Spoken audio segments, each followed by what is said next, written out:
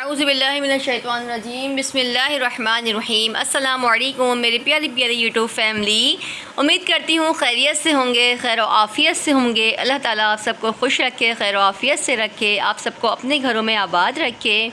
آج پھر آپ کو اپنے پروگرام انمول قرآن میں خوش آمدید کہتی ہوں۔ ہم آپ کو سکھاتے ہیں دعائیں، حدیثیں، اسلامی معلومات اور بہت ساری چیزیں۔ تو آج ہی ہماری اکیڈمی انمول قرآن جوائن کریں، وہاں پر آپ کا بچہ نہ صرف قرآن پاک کی تعلیم حاصل کرے گا بلکہ بہت سارے اسلامی معلومات بھی حاصل کرے گا۔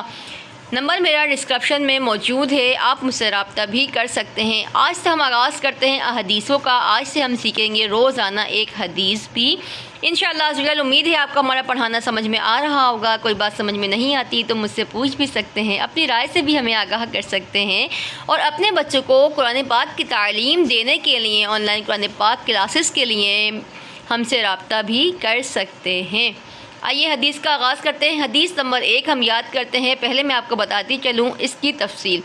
دیکھیے، حدیث یاد کرنا ہمارے لیے ایک بہت ساری فخر کی بات ہے، کیونکہ ہمارے نبی صلی اللہ تعالیٰ علیہ وآلہ وسلم کا فرمان عالی شان ہے کہ جو شخص امت مسلمہ کی خیر کے لیے 40 احادیث یاد کرے اور اس کو آگے پہنچائے تو کل بروز قیامت اس کو عالموں و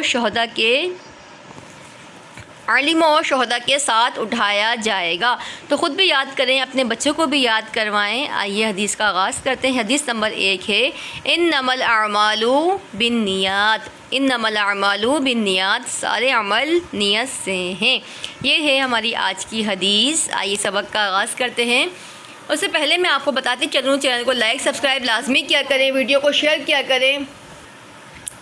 ہم یاد کر رہے تھے مد کی اقسام۔ مد کی کتنی اقسام ہیں؟ مد کی 6 اقسام ہیں، میں نے آپ کو بتایا تھا۔ مد متصل، مد منفصل، مد عارض، مد لین عارض، مد لازم اور مد لین لازم۔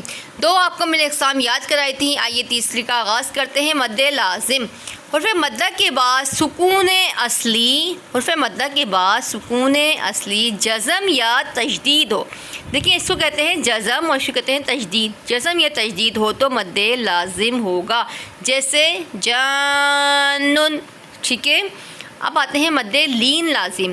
حرف لین کے بعد سکون اصلی جزم ہو تو حرف لین ہو، حرف لین کے بعد جزم آ جائے تو مد لین لازم ہوگا، ٹھیک ہے۔